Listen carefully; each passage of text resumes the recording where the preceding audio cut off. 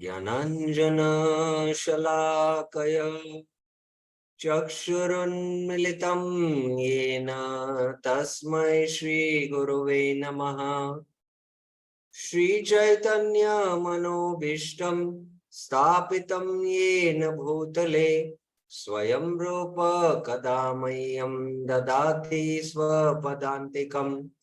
वन्देऽहं श्रीगुरो श्रीयुतापदकमलं श्रीगुरुं वैष्णवांश्च श्रीरूपं साग्रजातं सहगना रघुनाथान्वितं तं सजीवं साद्वैतं सावधूतं परिजनसहितं कृष्णचैतन्यदेवं श्रीराधा कृष्णपादान् सहगना ललिता श्रीविशाखान्वितांश्च। नमः ॐ विष्णुपादाय कृष्णप्रेष्ठाय भूतले श्रीमते भक्तिवेदान्त स्वामिन्निति नामिने। नमस्ते सारस्वते देवे गौरवाणी प्रचारिणे निर्विशेष शून्यवादी पाश्चात्य देश तारिणी। हे कृष्णा करुणा सिंधु दीनबंधु जगतपते गोपेश गोपिका कांत राधा कांत नमस्तुते।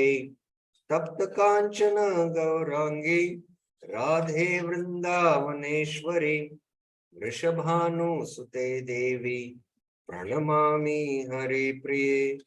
वाञ्छाकल्पतरुभ्यस्य कृपा सिन्धुभ्य एव च पतितानां पावनेभ्यो वैष्णवेभ्यो नमो नमः। जय श्री कृष्ण चैतन्य प्रभु नित्यानंद श्री अद्वैत गदाधर श्रीवासादि गौर भक्त वृंदा। हरे Krishna Krishna Krishna Hare Hare Hare Ram Ram Ram Hare Hare. Hare Krishna. So welcome to the Manah Shiksha series every Friday, Saturday and Sunday morning. We are discussing text 2, especially Bhakti Vigyan Goswami's commentary. And today is the last class on this second verse. Tomorrow we will begin the third verse. I'll just recap up till now what we have discussed in Bhakti Vigyan Goswami's commentary. Maharaj, from paragraphs 1 to 16, speaks about one pointed in our goal. Vraje Radha Krishna. Love for Radha and Krishna. That should be our goal. And then, how should we see Guru and Lord Chaitanya? Lord Chaitanya is non-different from the son of Nanda Maharaj. And Guru is very dear, Mukunda Preshta. So like that, we should see, so that again we are focused on that one pointed goal. And then Raghunath Das Goswami, although speaks about na dharmam, Maharaj speaks about the importance of satguna, detachment, faith, and love. In order to develop this love, satguna is important, because by practicing sattva, sattva is synonymous to dharma, religion. And the more one is in sattva, the more one is able to follow dharma.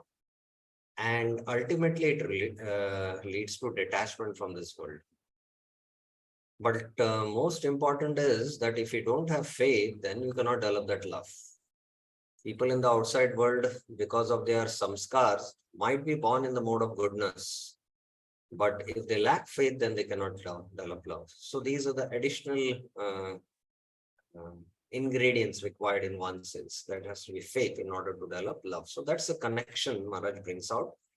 And then he goes into giving up adharma. And he spoke about how subtly all these four regulative principles, at a subtle level also, we should be able to give them up. And then he came to the point of giving up attachment to dharma. Now, this is a very important topic, and we started discussing this topic And this is not easily understood. And it is very, very important that we understand this. So I'll just recap up till now what we have discussed in giving up attachment to dharma. So Raghunath Das Goswami is saying that give up dharma and adharma. So this second verse is making clear that how we should play our material role in the material world and then develop our spiritual role in the spiritual world. And we should stop acting as per dharma, which is given in the Shrutis, and stop acting as per adharma also. We should not follow dharma as well as adharma. Then follow what? Follow paro dharma, which is the essence of the scriptures. So again, Maharaj brings out this point that there are two kinds of living beings, Vigya and Agya.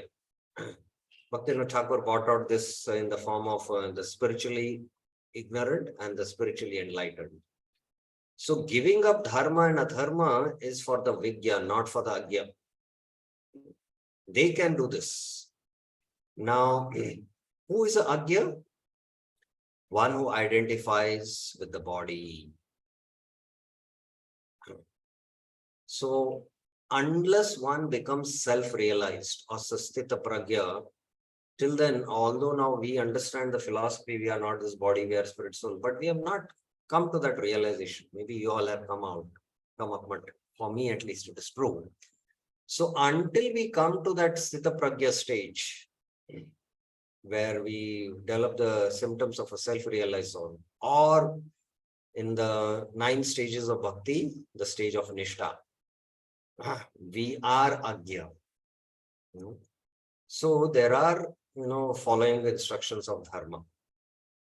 And then Jiva Goswami gives a little slightly different definition by saying that stop being ignorant. Because one who is ignorant, he is not absorbed in teachings of Krishna. He is not fully focused in Gita and Bhagavad and not able to see the world based on the prism of these teachings. And then Maharaj goes to mention how to remove this ignorance by seeing ourselves as a seer, different from the body, and looking everything from Krishna conscious perspective. And Maharaj gives the example how Prabhupada, when he flew in the plane, he saw all the buildings as matchboxes. And then he said, now see everything from Krishna's perspective, how it must be. From Krishna's perspective, from the spiritual world. So Prabhupada saw everything from Krishna's perspective. That is Krishna consciousness. So as long as we are still agya, we need to follow dharma. Chaitanya Mahaprabhu bought us not just bhakti, but raga. Raga bhakti is what he has come to give. So we have to follow the instructions of Manushiksha, ultimately to develop rag, which should awaken in our hearts. But what is the first obstacle? Sada dambam hitva. Because pride makes us attach ourselves to the body. And that's why, in order to develop attachment, we have to develop attachment to Guru, Goshte, Goshtaleshu, Sujane, Bhusura, Gane. So this is how Raghunath Das Goswami began. Now in the second verse, he is explaining more step by step what we should do. O mind, give up dharma and adharma. Give up attachment to following dharma and adharma. And this is little a paradoxical statement. And Bhaktivinoda Thakur resolves it. One side we are told to follow the principles of dharma. Other side, this is all nonsense, give it up. But we have to come to the point of sarva dharman paritejya for that. In one sense, even the most ignorant can go back to Godhead. Even the mlecha can go back to Godhead if he's not following Brahminical culture. But we can, simply get caught up in dharma and we can oscillate. So the Vedic culture is the true culture which reflects the spiritual world. The Brahminical culture, is based on the mood of the spiritual world. But if we are caught up in following dharma, but not the mood, then we are not understood the essence of the scripture. So one should come to that point of dharma, na dharmam. But at what point? One should not throw the baby out of the bath water. So Bhaktivinoda Thakur mentions that there is the primary principle of developing love of Godhead, but there are secondary principles which we should follow as per the Vedic culture and what is dharma. And this Bhaktivinoda Thakur brings out from the Chaitanya Shikshamrit. So Bhaktivinoda Thakur mentions how we should follow both the primary and the secondary principles. And at a certain point, the primary principles are the Panchanga Bhakti. And the secondary principles are, in respect to whatever is our sabhava, conditioning. We have to follow that. And slowly, when we come to a point where we are able to transcend our conditioning and we are on the Sthita Pragya platform, at that point, Raghunath Das Goswami's instruction is give up now dharma also. So this is practically possible for a Madhyama Adhikari. Madhyama Adhikari, now I'm speaking from the Bhakti Rasamrita Sindhu perspective. He's attained, he's Shraddhavan. He's Nirantar Namaloy. So he has come to that point. So at that time, he can give up the secondary principles and just follow the primary principles. And we should try to follow all the secondary principles, and both should go in a parallel track. Both should go in a parallel track. And Bhaktivinoda Thakur has made that point very, very clearly. He says that if we give up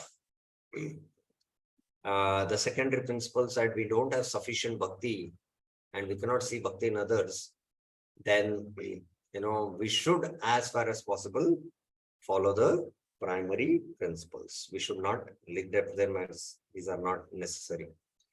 So this is how Bhaktivinoda Thakur is bringing out this point. And this is where we had stopped in the last class. So we will continue our discussion.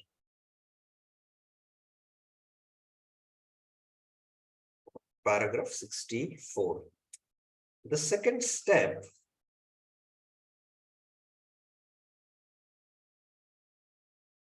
Okay, I'll just discuss paragraph 67 first. This is where we had discussed last. Nevertheless, Bhaktivinoda Thakur says that at the beginning, we must follow all principles, both primary and secondary. This is because, first of all, we are attached to the body. And secondly, because we do not have sufficient bhakti ourselves to see that bhakti in others. So we have to follow the secondary principles quite meticulously. Why? Because we are attached to the body and we don't have that bhakti to see bhakti in others. Therefore, from the very beginning, when we are just begin our path of devotional service, we must follow the maximum of what is possible, the secondary principles. We should not neglect any details and nothing should be considered trifling. The second step is what we renounce, that which interferes with our bhakti. So now, after you followed both the principles meticulously and you have transcended the bodily consciousness, now you want to follow the flow of the heart. And there are certain things, certain even Vedic rules, which can interfere in my spontaneous devotion towards Krishna. So those things we need to renounce. So that we have to see that. And the third step is that we give up everything and become a pure soul. So in the path of Raganuga Bhakti, in the Bhakti Rasamrita Sindhu, and especially in the Raga Vartma Chandrika, which is a very classic work on exclusively of Raganuga Bhakti written by Vishwanath Chakravarti Thakur. So there it is mentioned that whatever, according to our Dasya Rasa, Sakya Rasa, Vatsalya Rasa or Madhurya Rasa, there are certain bhavas which are favorable for the cultivation of, my devotion, love towards Krishna, and some are not favorable. So what are favorable, we follow them. What are unfavorable, even though they are dharmic, we give them up. And in the third step, we give up everything. This is, at the stage of the gopis, they give up lajja, shame, they give up, pati dharma, all other dharmas, three dharma, in order to devote completely their love to the Supreme Lord. So that is how we have to go step by step. The third stage, Bhaktivinoda Thakur says, is when we begin to understand that all the principles of Varnashram are servants of the main principle. It is in this way that we follow these principles of Varnashram and understand which ones we ignore and which ones we do not ignore. So this is a very fine art, and until one has a very expert Shiksha Guru, under whom he is practicing Vaidhi Sadhana Bhakti and later on Raganuga Sadhana Bhakti, he has to carefully be under a meticulous guidance, even in the path of Raganuga Bhakti. Sometimes we have a misconception that as one advances, especially when one takes up to Raganuga Sadhana, he doesn't need much, because he's very advanced, he doesn't need the guidance of a spiritual master or a bhajan Shiksha Guru. But Vishwanath Chakra Thakur in his Ragvartma Chandrika mentions that he now needs more expert guidance, because now he is chalking the path of Raganuga Sadhana, which requires meticulous guidance. So this is very important for us to understand that. Paragraph 69. If you have any questions as I am discussing, you can raise your hand. In other words, if we return once again to the main thesis, we must follow the maximum principles of Dharma for our stage of advancement. At our stage, we should maximum follow all the rules and regulations of Dharma. Only as bhakti develops in our hearts, may we gradually give up some small things and we see whether or not they hinder the development of the basic principle. The basic principle is love. Paragraph 70. There are also other very important points related to the principles of Vedic culture that we should consider. In the 11th canto of Srimad Bhagavatam, 11.11.32, Sri Krishna formulates the attitude of Vedic culture. These are the words of Krishna himself addressed to us. Krishna explains to Uddhava who is the best of the men. Sattama. Who is the best among the men?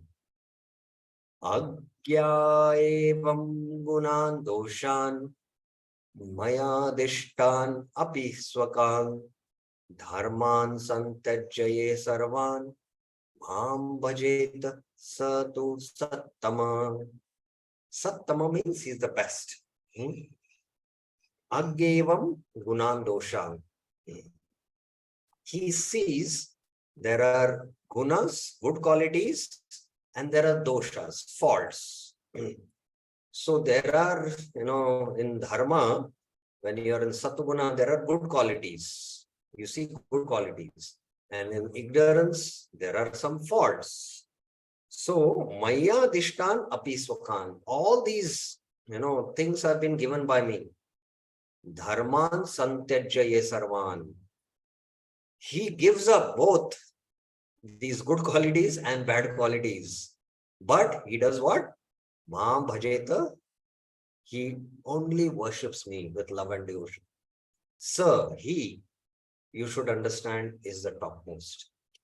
So exactly what Raghunath Das Goswami is saying in Manashiksha 2, give up dharma and adharma.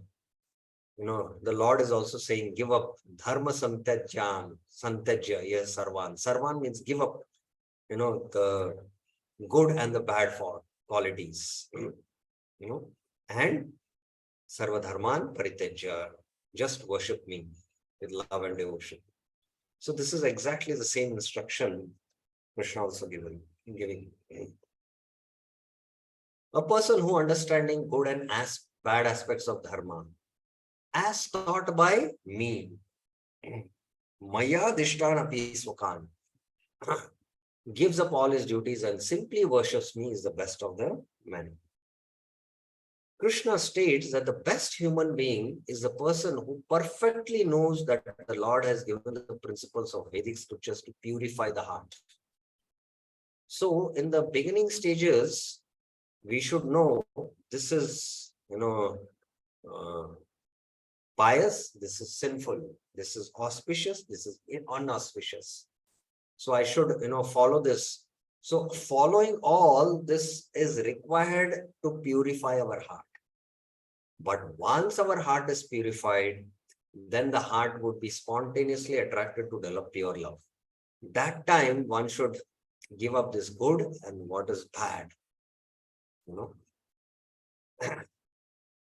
So giving up the principles to purify their heart, and that the principles of Vedic scriptures are beneficial. The best person knows that someone who rejects this principle begins to degrade and eventually goes to hell. The best person knows that someone who rejects these principles begins to degrade and eventually goes to hell. So the best person, Sattama, knows this. But despite knowing that, Krishna himself has given these principles to purify our hearts. And those who neglect these principles go to hell.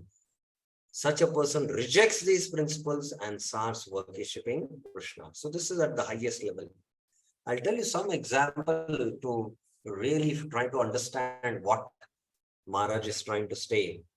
You know that Prabhupada went in what kind of a place to preach to the hippies in New York, America, who were drug addicts, alcoholic. They were living in deep tamaguna. But Prabhupada did not see that. Prabhupada saw that they were all spirit souls, sparks, who have the propensity to love Krishna, and he directly gave them pure devotion because he had that kind of devotion. Now, once Prabhupada with his initial devotees who joined the Hare Krishna, one of the devotees, I don't remember, it is Hayagri Prabhu, I think, the initial devotee. So they were both going on a walk on the street on the 5th Avenue. And Hayagri Prabhu had now little understanding that, what is good and what is bad. So Prabhupada was walking on the street, and on the right side of the street,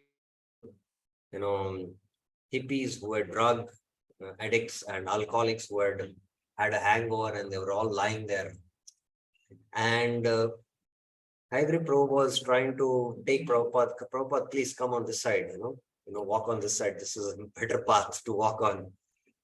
But Prabhupada just neglected him, and Prabhupada kept walking on that path, same path. And Hayagri Prabhu was still, trying to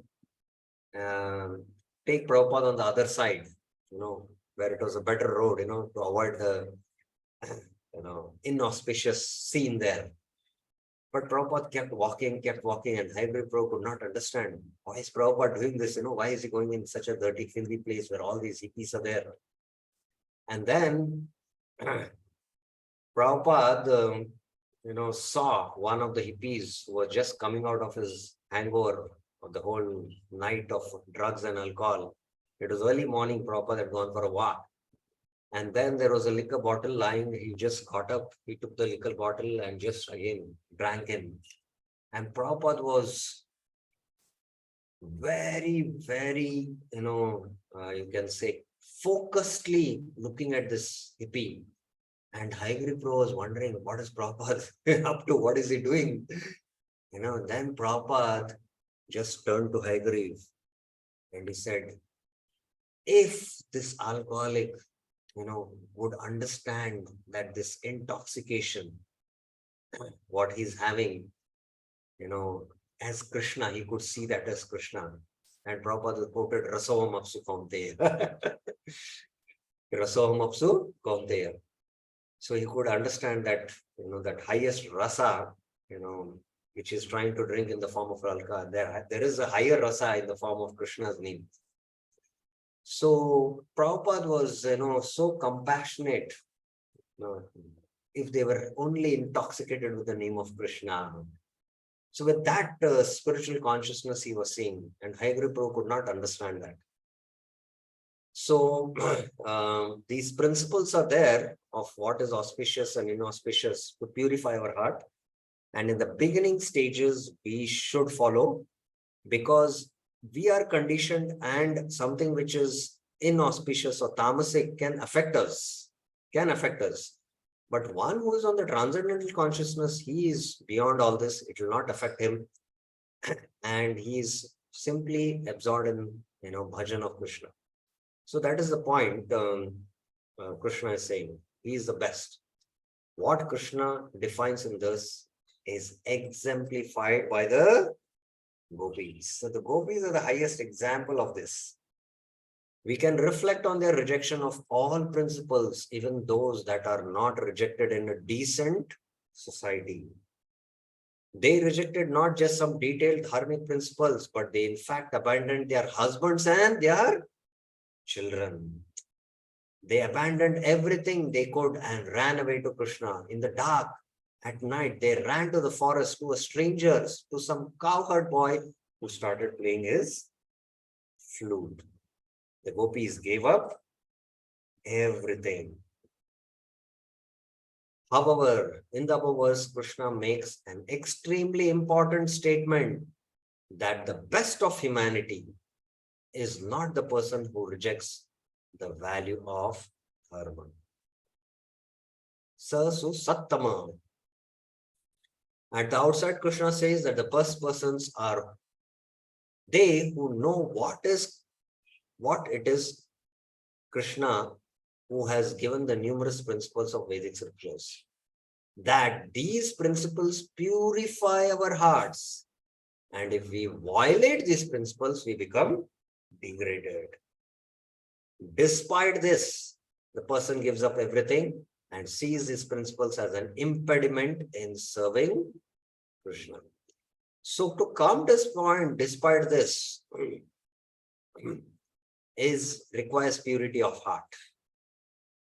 That we have practiced dharma, we have seen that we don't do any adharma and purify our hearts, come to the transcendental level of consciousness, and then we can come to this. We see this as an impediment to Krishna, an impediment to my practice of Krishna consciousness, or for my developing, for my love for Krishna. So this is a very, very exalted level. So we know that scriptures forbid to cross the ocean, because that is the land of mlechas, and one can become degraded. But Prabhupada violated that principle of scripture for a higher purpose, to give love, which Chaitanya Mahaprabhu has come to give. So Prabhupada said, I am ready to go to hell eternally if I can give mercy and the mercy what Mahaprabhu has come to give. So that was the highest compassion.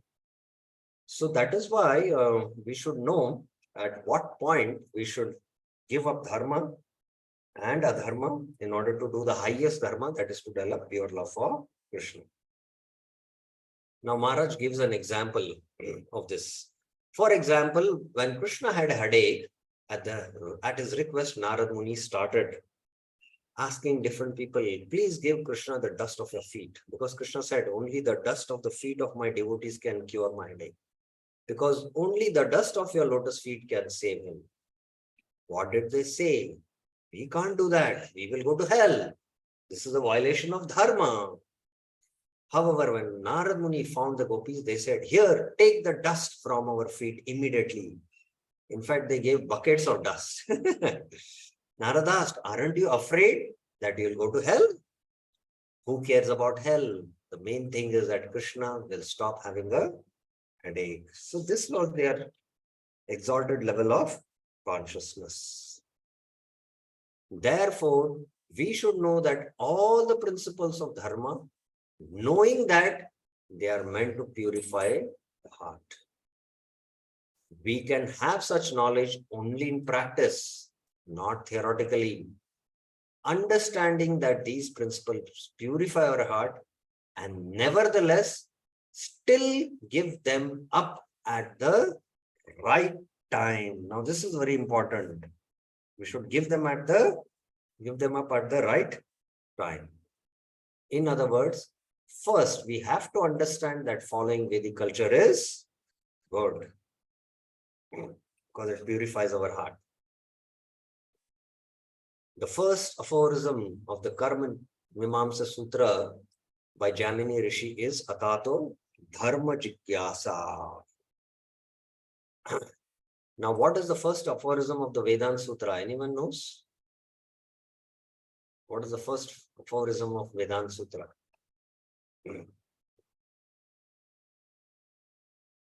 Yes, Virendra Yadav Prabhuji. Hare Krishna Prabhu. It is Athato Brahma Jigyasa. Atato Brahma Jigyasa. Now you are not this body, you are the spirit soul. Inquire into Brahman. But before you come to that, you have to do, those who have come to that point of Atato Brahma Jigyasa, they have already finished Atato Dharma Jigyasa. So human life first begins from Atato Dharma Jigyasa and then comes to the point of Atato Brahma Jigyasa. So here, we have to follow the Vedic culture, Dharma. So that's why the Jamini Sutras mention, or the Karma Mimamsa Sutras mention, Atato Dharma Jigyasa. Now that we have obtained the human form of life, we should ask questions about Dharma. Dharmasya, Ahar Nidra Bhayamaitun, Etat Samanya Pashubir Narana. Dharmo hi adik vishesho. What is Dharma? What is the Dharma? Because humans only can follow Dharma. We should ask ourselves what is good and what is bad, what is religion and what is not religion, what we should follow and what we should not follow. So this is very important. We have to come to this point first. Next paragraph. The simplest definition of Dharma is that by observing certain rules, we get benefit in this life and the next. This is the simplest definition of Dharma. In this life also we get benefit and in the next. If we follow the laws of Dharma consistently and as a principle, they will reap the benefit both now and in the future. If they do not follow these principles, they are engaged in adharma. And if someone violates this principle and acts against them, it is vikarma, kukarma, or ugra karma. Such a person then is engaged in terrible activities which will bring pain even in the present and bad reactions in the future. So we have to know that, that by following dharma, there is auspiciousness in this life and in the next. And by following, if you don't follow dharma, then you're doing adharma. There'll be inauspiciousness in this life and in the future lives. So Prabhupada did not come to give us dharma. He came to give us what? Parodharma, the highest dharma to develop love for God. So adharma is here, then there is dharma, and then there is on top parodharma. So for us, directly, we cannot, those who are coming in touch with Krishna consciousness, nobody has followed Varnashram Dharma. All are coming from adharma background. So from adharma, we cannot directly go to parodharma. From adharma, we have to go to dharma, and from dharma, then go to parodharma. So this is very important for us to understand. Yes, there's a question. Yes, Mataji.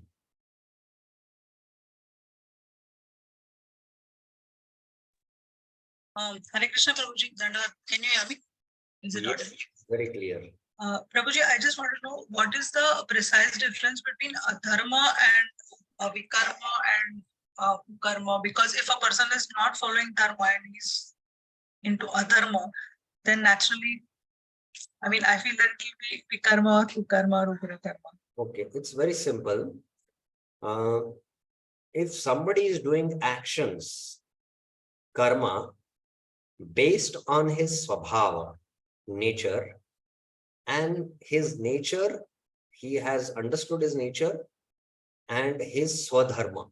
The swadharma is based on the swabhava, and based on the swabhava, he's doing his swakarma. So these are called as sukarma. Sukarma means pious activities, pious actions as per the Vedas, as per the Vedas. So this will lead to auspiciousness in this life and in the next life. But if somebody is not following actions as per the Vedas, what he is doing is simply vikarma or kukarma or ugra karma. That's it. It will bring inauspiciousness in this life and in the future lives also.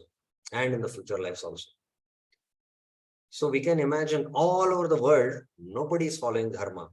What people are doing is simply just either vikarma or ugra karma. That's it. And Prabhupada is addressing, or the Hare Krishna movement is addressing these kind of people. So from vikarma directly, we cannot go to paradharma.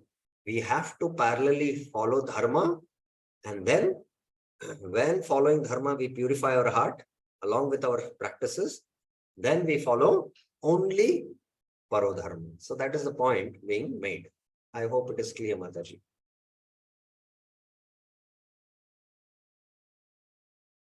Prabhuji, but then is adharma synonymous to vikarma and kukarma? Yes.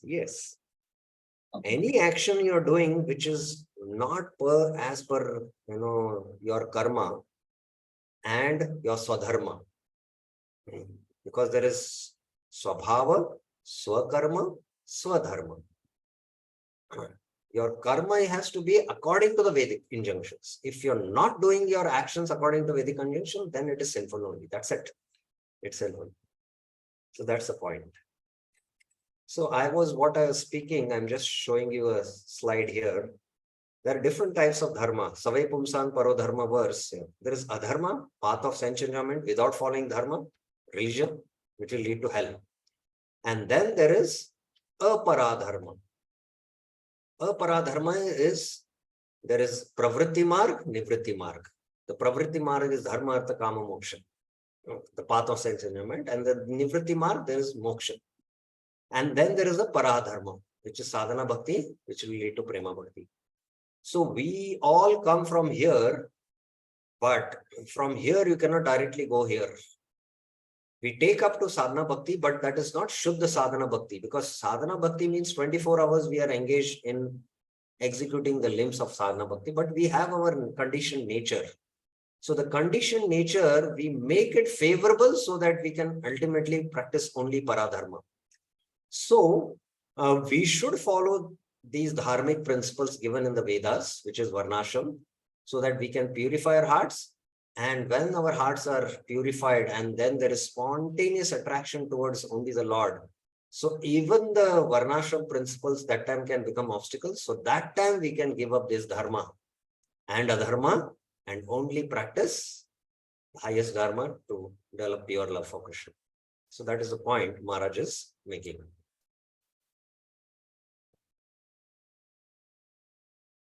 So we'll have bad reactions in the future. The important point here is that principles of morality need to be applied realistically. These principles of morality have to be applied realistically. Now, Maharaj gives a very extreme example to understand this. For example, we can say that sex is bad, it's adharmic, and the highest principle of morality is not to engage in sex at all. But it is an unrealistic goal for most people. Therefore, the Vedas say that we should marry and perform Vivaha Yajna. So it's so important, even in Krishna consciousness, those who take up practices, there is rarely anyone who can, practice Krishna consciousness, by following this highest principle of morality of abstaining from sex life throughout. Because it is the need of the conditioned body. So we should not have unrealistic goal. So even in the Krishna conscious society, we should see that yes, it is the need of the body. So we have to perform the Vivaha Yajna. Now, not much importance is given, and we don't understand the whole science of what the Vivaha Yajna is. Actually, in the Vivaha Yajna, what is done is the male's mind and the female's mind is actually just like, in a chemical process, mercury and sulfur are mixed together and it becomes one. Similarly, in the Vivaha Yajna, the male mind and the female mind who come together to live as a family is actually tuned or synchronized so that they can live peacefully and practice spiritual life. This is what is done in the Vivaha Yajna. Sex should be done as a yajna, as a sacrifice. We should focus our love on one person and develop a relationship with that person. So in the Vivaha Yajna, the vow what we take is to be dedicated to the husband, Pati. And similarly, the Pati also takes a vow to be chaste to the wife and not be attracted to anyone else. So that, as I mentioned, how mercury and sulfur are mixed. So they are tuning, you can say, in one sense. Our tuning can happen to many frequencies out, and we might be attracted to many people out there. But that is now only tuned to only one person. For the wife, it is the husband. For the husband, it is wife. So that's what exactly is done.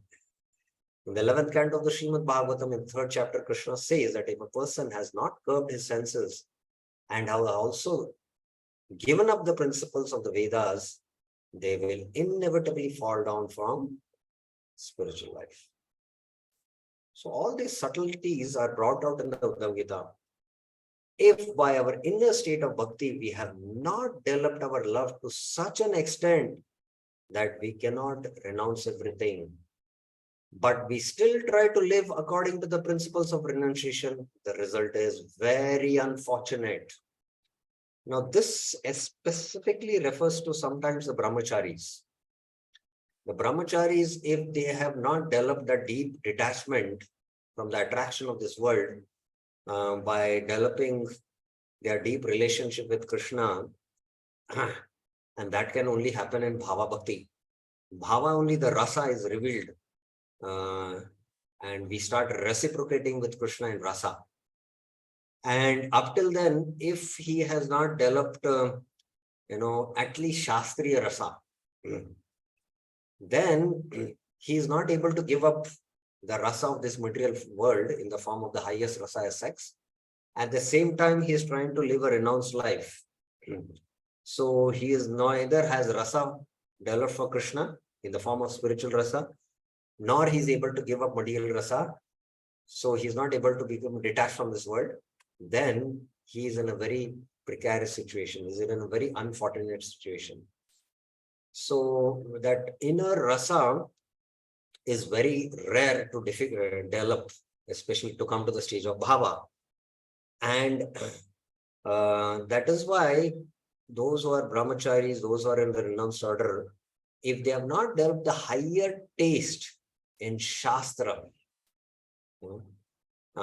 in Bhagavatam, and in scriptures like the Bhakti Rasamrita Sindhu, that can help them to stay in a Vishaya Vinivartante Nirharasya Dehina Rasoparjam Rasovarjam Rasopesyam Param Drishvan. At least they can be in that superior vision, Param Drishva, higher vision, and not become attracted to the material rasa. So if they are like that in that situation, then it is good. Otherwise, it is a very unfortunate situation. So Maharaj is making that very clear. Therefore, the Vedas try to make allowance for conditioned nature. Please mark this, conditioned nature, and operate in such a way that the conditioned nature does not impede the development of bhakti. So yes, we have that conditioned nature. The conditioned nature demands sex. So dharmically, we get married, and as per dharma, we unite only for procreation. So that is favorable for development of bhakti. The Vedas offer the opportunity for a Vivaha Yajna so that we can live with our lawful wife or husband, and there will be no sin attached to it.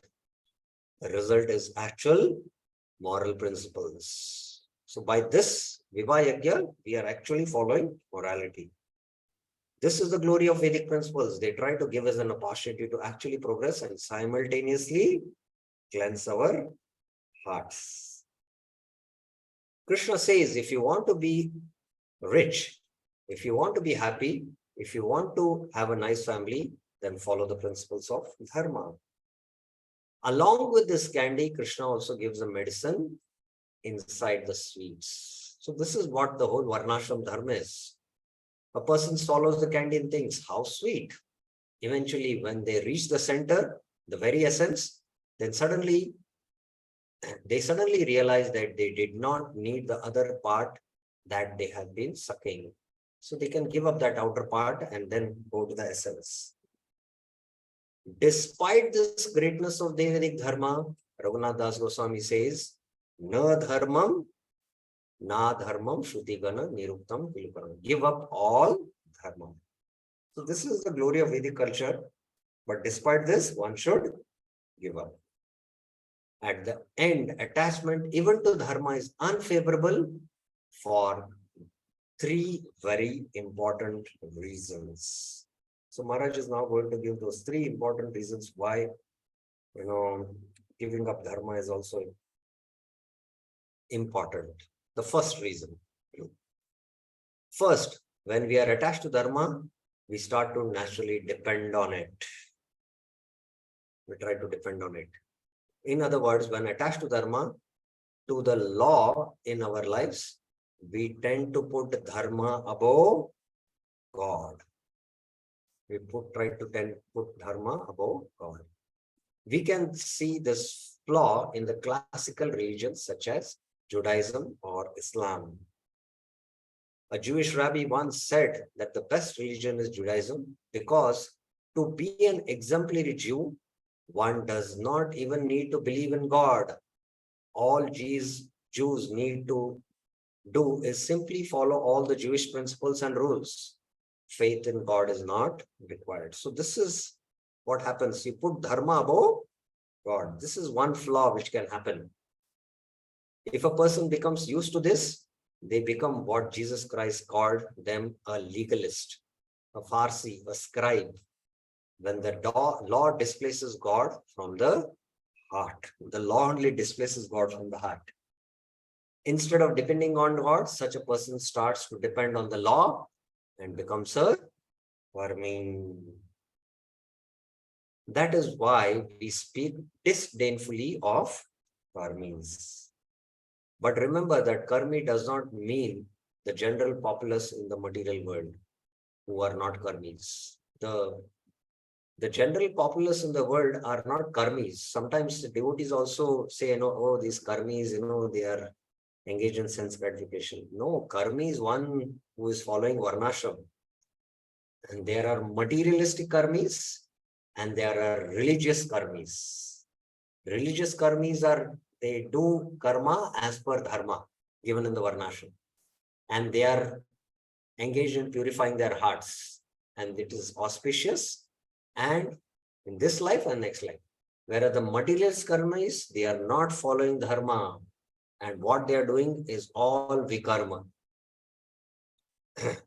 So we have to understand this difference between the two. Karmis are those who actually follow all the principles of dharma.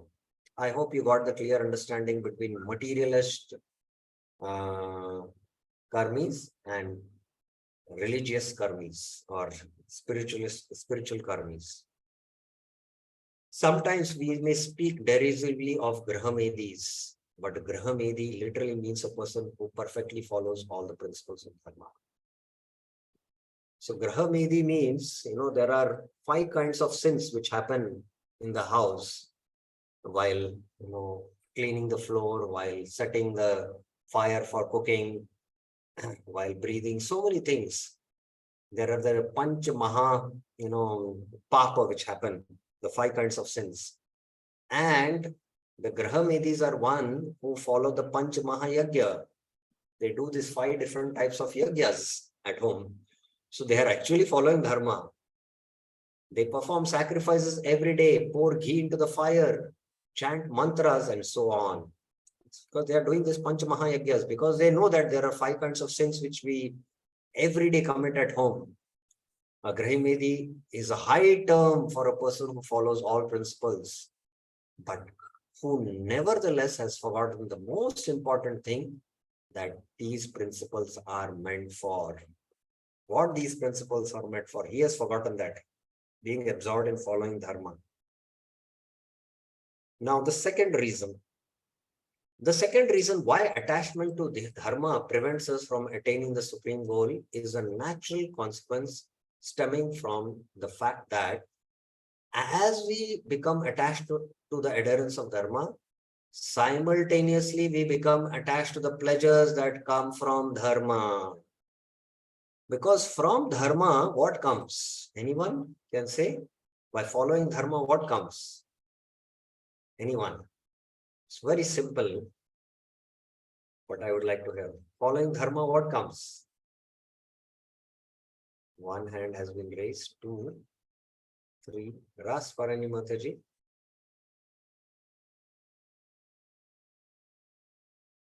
Yes. Prabhuji, piety. From Dharma comes piety. Dharma itself is piety. Okay. Krishna Pad Prabhuji. Yes. Hare Krishna. Artha comes, Prabhuji. Artha. And from Artha comes what? Kama Trupti. Yes. Because by following Dharma, Artha comes. And because Artha comes, we get caught in the pleasures which come from Dharma. As explained in Srimad Bhagavatam, Jugupsitam Dharma Kritenu Shashata Swabhava Raktasya Mahan Vyatikrama. Narad Muni chastises Vyas. Narad Muni came to Vyas and started rebuking him, saying, you have brought about the ruin of human society. You have given them all these Vedic scriptures, so have ensured their degradation. He said this because people will follow and become attached to the result, after which they ultimately forget about these very rules of Dharma. In this way, human society becomes abased. Bhaktivinoda Thakur explains the third reason. The third reason, let us see now. He says that human psychology is such that we try to follow principles which are higher than our capacity or qualification. What drives such action is pride, because people want to prove as soon as possible to everyone that they are greatest devotee. They are greatest devotee. Maharaj gives an example. I was once approached by a man who said that he wanted to be great 3 times. Once was when he finished school and he did not know that what kind of a great man he would become. Then he decided to join the armed forces to become a great military man. He did not succeed in achieving greatness that way. So his third attempt was when he decided to become a great devotee.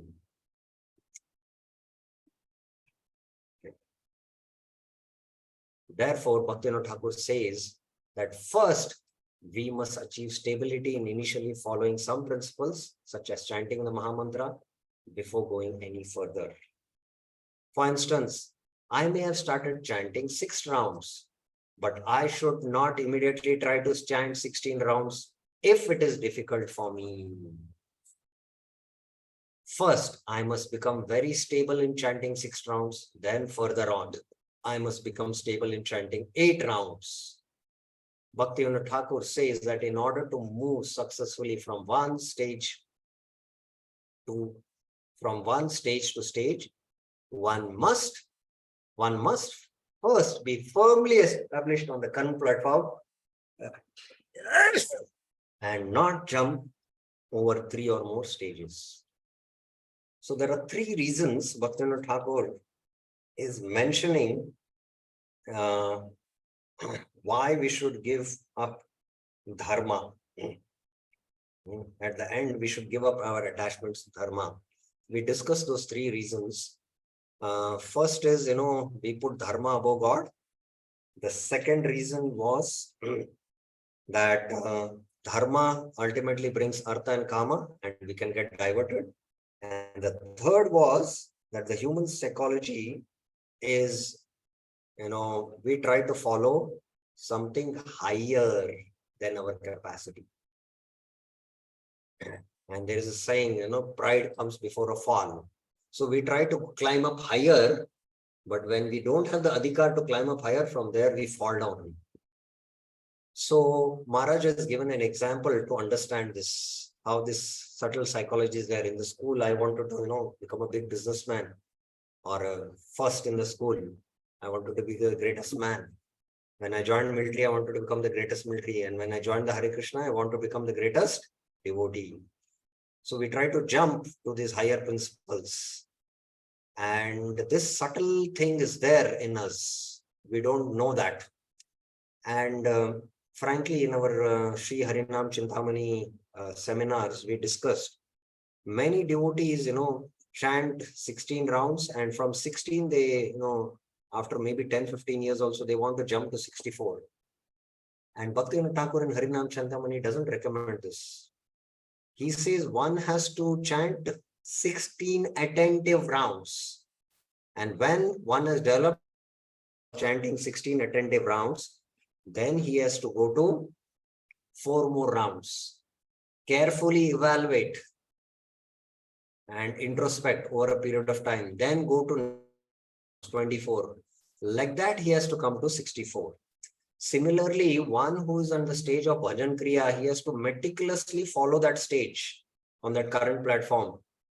And then when he is firmly crossed that stage, then go to the next. Then go to the next. Otherwise, Bhaktivinoda Thakur says that one, will get degraded instead of getting elevated. So this Bhaktivinoda Thakur makes this point even in his Bhajan Rahasya also. So I hope this point is very clear.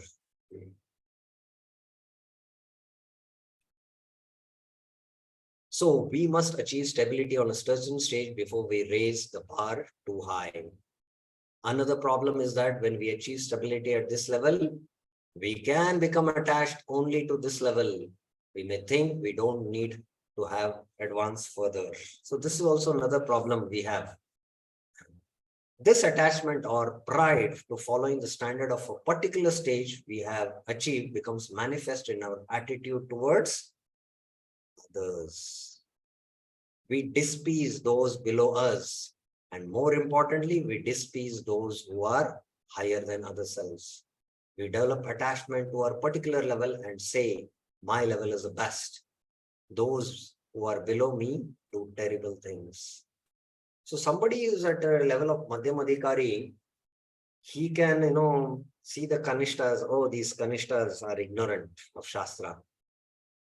And he might deride them, not give them respect. And those who are Uttam Adhikaris, who are more advanced than him, he might be envious of them. Why is he getting so much of recognition, praise, and honor? He might be jealous. But a Madhyam Adhikari should have heart-to-heart association with these Uttam Adhikaris to make further advancement.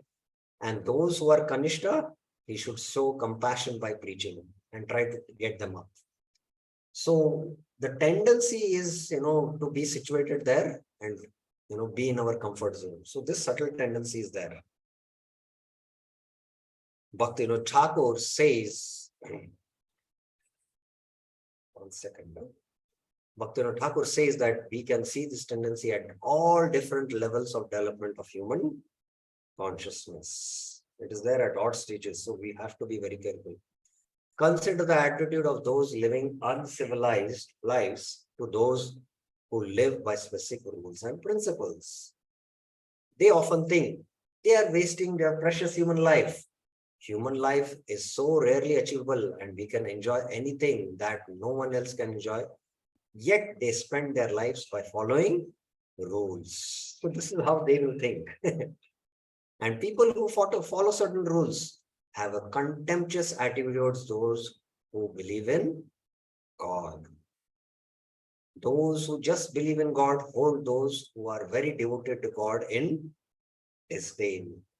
So even during Mahaprabhu's time, before Mahaprabhu appeared in Navadvip, those who were pure devotees there, Shivas Thakur and all others, they were feeling compassionate because all of Navadvip were following dharma, but they were not following the highest dharma to develop pure love of Krishna.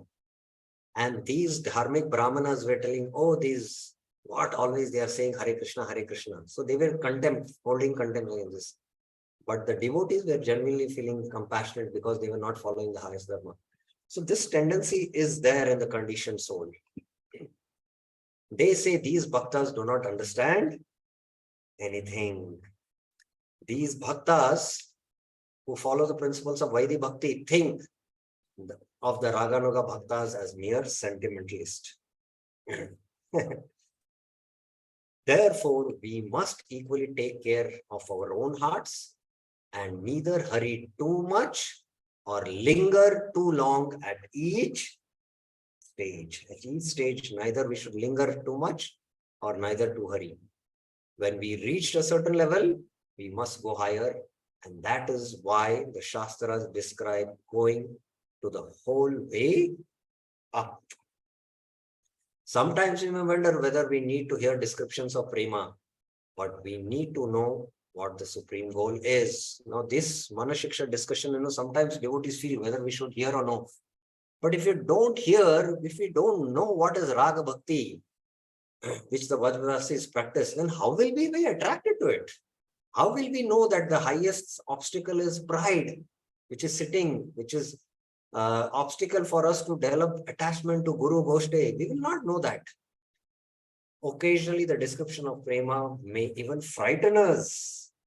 However, the principle should be that we gradually move from one stage to the next, and therefore attachment to Varnashram can be a hindrance.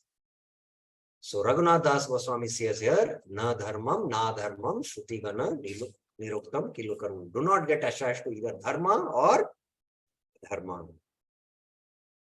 So this is the point Raghunath Das Goswami is making. I hope it is clear. Any questions or clarifications up till now, what we discussed?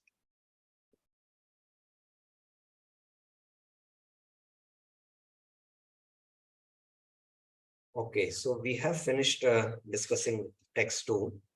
Tomorrow we will begin with text 3. We will see first Bhaktivinoda Thakur's Bhajan Darpan commentary and Manah Shiksha Bhasha. Shivram Swami's commentary is again brief, and there's an exhaustive commentary of Bhakti Gyan Goswami Maharaj, which will require 3-4 classes to discuss, and that we will continue discussing tomorrow. So in essence, Raghunath Das Goswami is saying that na dharmam shruti gana niruktam kilaku. Vraje Radha Krishna. Prachura paricharyam. Develop deep love for Radha and Krishna. Raga. To develop that, give up dharma and adharma. And he says what? Shruti gana niruktam kilo vraje Radha Krishna paricharyatam yetam.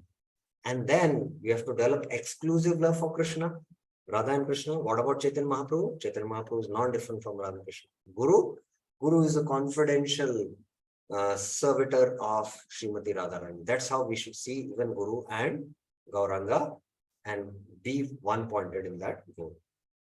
Okay, there's one question, Sunita Mataji. Yes, Mataji. Hare Krishna, Prabhuji. Prabhuji, I had this question that at what level is one qualified to give up dharma? At what level one is qualified to give up dharma? Firstly, this is a very important question and it requires a lot of elaboration. But I'll just summarize that first, we have to understand whether we have adhikar to practice bhakti. Adhikar to practice bhakti. Now, bhakti adhikaris are of three: Kanishta, Madhyama, Uttama. Remember, this is adhikar to practice sadhana bhakti. Sadhana bhakti means ananya bhakti or shuddha bhakti. So we can say it is like a shuddha sadhana bhakti. So the adhikar is Kanishta, Madhyama, Uttama. And we should see from the Shastra that right now we have adhikar to practice bhakti, but our bhakti practice is not Shuddha. It is Mishra. So as long as it is Mishra, we should see that how we can come to the Madhyama platform, because only at the Madhyama platform, Shastra Yukta, he is Shastra Yukta Nipun also, at the same time he is Shraddhavan. So when we come to this platform, then now we have adhikar as a Madhyam adhikari to practice bhakti. And from there onwards, we should give up the Kanish level. And then we have to come to the Uttam adhikari to practice bhakti, where we become proud Shraddha, or Shraddha is fully matured. Proud Shraddha is there. And we can defeat others also by sharp logic. Whereas the Madhyam adhikari cannot defeat others, but he's thoroughly convinced of the conclusion of the scriptures. So like that, when we develop the adhikar now to practice Shuddha Bhakti, then in the practice of Shuddha Bhakti, at the stage of Nishta, especially one is a self-realized soul. At that stage, one can, one's conditioning, one is not influenced by the modes of passion and ignorance. So one is transcended the conditions. At that time, he can give dharma and adharma and practice raganuga sadhana so that he can develop pure love for Radha and Krishna, following in the footsteps and mood of the eternal associates. He follows the Ragatmika Bhaktas. I hope it is clear, Mataji. Yes, Prabhuji, thank you so much. Yes. Any other questions anyone has? Okay, so we'll stop here. Shri Manah Shiksha ki jai, Srila Prabhupada ki jai, Srila Raghunath Das Goswami ki jai. Hare Krishna.